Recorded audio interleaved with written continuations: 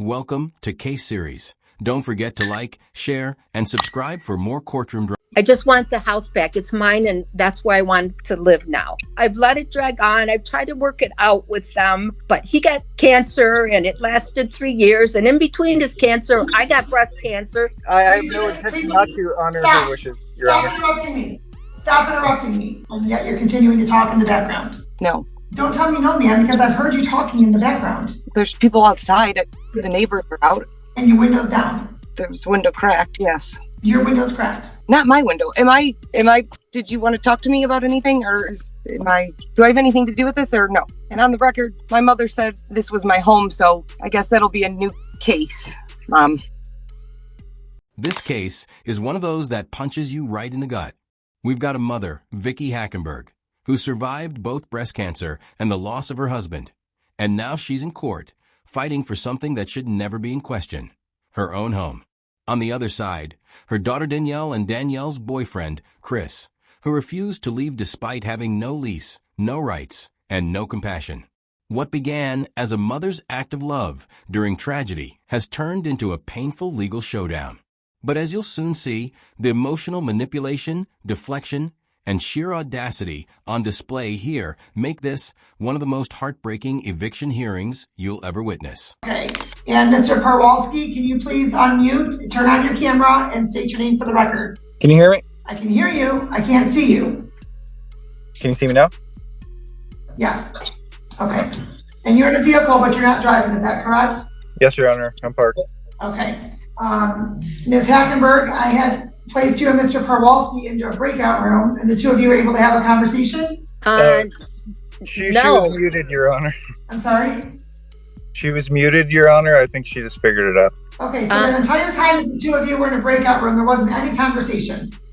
No conversation, but I tried to have a conversation with him a couple days ago, and it didn't turn out well. Okay. And Mr. Perwalski, you received a copy of your advice of rights and information regarding landlord-tenant matters, correct? The document that was given to Danielle Hackenberg saying that I am supposed to be on this Zoom call, and then one mailed a day later of the same copies. Is that what you're referring to? No, sir. No, sir. The advice of rights that you have the right to have an attorney, a jury trial, housing assistance, reaching agreements outside the court, the location where your case is heard. Did you receive that document? I don't believe so, Your Honor. Okay. Okay, Ms. Hackenberg? Yes. All right, you own the property? Yes. Okay, and Mr. Hackenberg or Mr. Perwalski resides there? He does. There's no lease. There's never been one. When Mr. Perwalski checked in, he mentioned something about his girlfriend. So is his girlfriend your daughter? Yes, ma'am. Okay. And so does your daughter also reside there? She does. And your daughter's not on this action? No. And she is not an owner of the home. Okay. Are you seeking to have your daughter removed from the home also? I will be, yes. Okay, well, I'm slightly confused as to why you're not doing that simultaneously if you're intending on doing that with your daughter. Okay, I don't want to take up. You can already feel how patient Judge is trying to be here. The setup is straightforward. Vicki owns the house, and these two have overstayed their welcome. But what's truly tragic is that Vicki's love for her daughter clouded her instincts. She gave them shelter during her husband's illness, even after fighting her own cancer. That's not weakness, that's love. But love without boundaries often leads to chaos. And this case is a masterclass in how compassion can be taken advantage of. The courtroom tension here isn't just legal, it's deeply emotional. Too much of your time, Your Honor, but I was trying to work it out with my daughter so she could stay. She's my daughter, and if I can tell you very quickly, my husband got cancer during COVID. She lived in Tennessee. I asked her to come and be with her father while he was dying so he could see her. And she couldn't, his oncologist wouldn't let her stay with us because if he got COVID, he would pass immediately. So the house was empty and wined out. We let her stay there. At some point, Chris came and stayed with her. My husband died almost 2 years ago now. I asked them to pay the utilities and mourn her father, and she could stay. But now I want the house back because I intend to move into it. I just want the house back. It's mine, and that's where I want to live now.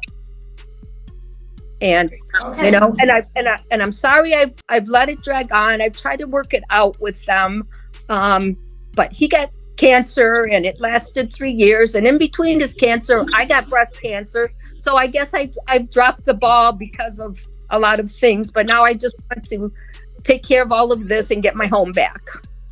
Okay, Ms. Hackenberg, I'm not suggesting you drop the ball anywhere. I was just trying to put on multiple court dates for the same issue. That's all. When I asked that question, that's what. I just wanted to explain myself. That's all. Okay, all right, I understand. Thank you, Mr. Farwalski. I'm present. Yes, Your Honor. All right, when are you moving out? I have no, as far as I'm concerned, Vicky Hackenberg is my family and I love her very much. So I have no intention of, coming in between their family matters. I think this is, a legal way is, so it's up to you. I just got my residency here in Michigan. So having an eviction on my record, I don't think that would really help future living situations for me. So I don't want that on my record, and I would like to do this civilly with Vicky, because I do believe, in no time that we'll be talking again, and her family will figure it out. So it's how do we do it without tarnishing my residency here? And Well, you move out before. This is where the heartbreak hits full force. Vicky explains how she just wanted her daughter close while her husband was dying. And somehow that simple wish spiraled into this courtroom nightmare. You can hear the exhaustion in her voice. She's not angry, just drained. This isn't about revenge or punishment. It's about reclaiming peace. When someone's fought cancer twice and lost a spouse, home isn't just a roof. It's sanctuary. And watching that be invaded by entitlement? That's the real tragedy here. Handed to me from her daughter Vicky, said someone with a badge gave it to her. I got it when I got out of work, and then the following day I got it in the mail. Sir. Yes. Before you were provided with the notice for today's hearing, you were provided with a notice to quit, right? So what date did you get that? 2 days ago. No, sir. And there's before an this action was filed. What? Excuse me? Before this action was filed, yes, you had received some documentation. I see. There's attached documentation that states that Vicky Hackenberg has filed something on the 28th of September, and I must move out by the 28th of October. Need more time. Correct. So now you've had what, 7 weeks? No, that's an attachment I have on this paperwork that just came in the mail. Sir. It's not paperwork that I received, Your Honor. Well, she indicates that she gave it to you personally on September 28th of 2023, where you had to move out by October 28th. Is someone in the car with you, sir? Yes, it's her daughter talking in the background, and she's I can't hear anything. I'm sorry. Okay. Whoever's in the background, you need to stop talking, please. Sir, you've had notice. This is not the first time, and you did not become aware of it 2 days ago.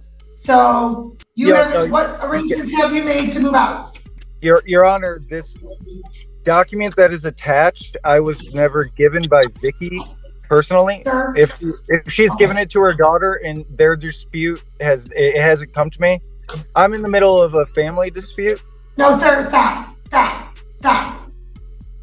You cannot tell this court that as of 2 days ago, you had no inclination that you were being asked to move out. No, I've been asked to move out since I moved here 2 years ago. But Vicky has signed documents to the state saying that I live here, so I can get my Michigan ID. They're up and down with their emotions, so I don't know what to take seriously. But this is the first time I had legal paperwork. Sir, let me be very clear. Take this seriously. There's now a pending action in court that is before this court that Ms. Hackenberg has asked for you to move out. Yes. So, I'm going And to let you know. I will. I have no intention not to honor her wishes, Your Honor. Stop interrupting me. Stop interrupting me. I'm going to make sure you get this advice of rights as well. You have the right to request rental assistance. You have the right to have an attorney, and you have the right to reach an agreement outside of court. You have the right to have a jury trial. Okay. The next date that you guys will be coming back is December 15th. That will mean if a judgment is entered by then, that you have until December 25th to move out of the home. Otherwise, the eviction will enter on your record. So if you don't want that to enter onto your record, sir, you may want to move a little quickly in finding a place to move. Okay. Yeah, absolutely. I just didn't want an eviction on my record, and I'll do whatever Vicky wants me to do. That's okay. Oh, get it clear. Yeah. How long do I have to move out? Well, okay, for the record, okay, can you please put the camera on the individual that's in the car with you, please? Yes, ma'am. Good morning. What is your name, please? Danielle Hackenberg.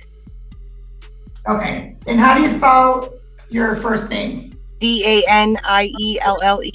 Okay, and you heard me ask you a few moments ago to stop talking in the background because you're not identified for the record. Yes, I did. And yet you're continuing to talk in the background. No. Don't tell me no, ma'am, because I've heard you talking in the background. There's people outside. The neighbors are out. And your window's down. There's window cracked, yes. Your window's cracked. Not my window. Did you want to talk to me about anything, or am I?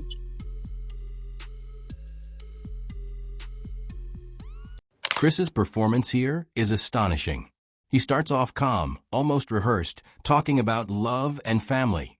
But the second the judge mentions eviction, he starts playing the victim. Notice the subtle manipulation. He mentions his new residency and how an eviction might hurt him, completely shifting focus away from Vicky's suffering. It's classic deflection. Make it about yourself, sound sincere, and hope the judge buys it. But the irony is brutal. He's worried about a record, while Vicky's worried about getting her life back. For Wolfie answers or suggestions as to what he should say. So, No. I am going to state this. I'm identifying you for the record as being present because you've been commenting on the record, so I need to have you identified for the record. Okay. And on the record, my mother said this was my home, so I guess that'll be a new case, going forward. Miss Danielle Hackenberg, your mom is the owner of the home, is she not? I'm on the original deed of this home, and my mother has told me that this is my home, so I guess she has changed her mind now. That is where it's at, I guess. So not sure. Vicky Hackenberg, whose name is on the deed to the home? Vicky Hackenberg. Mom, you can have the house. Is Danielle Hackenberg's name anywhere on the home? No. Danielle, why do you believe that your name is anywhere on the home? Because when it was bought, it was me. I believe on this home, it was me and my mother 50-50 when it was bought. So that is why. And I was told, and I was taken off at some point. So you were told you were taken off of the home? No. She signed. No, I did not. When was the home purchased, Vicky? I believe it was 2009. And who purchased the home? My husband, Ronald Hackenberg, and myself. And Your Honor, is at one time, Danielle, we did sign it over to Danielle, had her added to the deed, but Danielle has had bad substance abuse and alcohol problems. She moved to Tennessee and did not want to return. When she did come to visit her father at one time, This is we asked her, your opinion. Okay. May I? Okay, don't interrupt, please, because we're on the record. You cannot Okay. record two people at the same time. Your Honor. And so about 5 years ago, her father and I went to a real estate lady. Danielle said, yes, take me off it. I don't want to be here. I want to be in Tennessee. And we did that because of the drugs and alcohol. We were afraid she was going to be in an accident driving that way and hurt somebody. And we would get, or she or I would get sued, Mom, and they would take the house. Okay. So, All right. So at one point Danielle was on there. So that explains why she thinks that she could I Yes. speak on the is on record, the Judge? deed. Okay. Could I have a chance to speak on the record on this quickly? Okay. Okay, so I know for a fact, and I'm sure you can get the documents, and I didn't want it to come to this, Mom, but I guess we got to go there, right?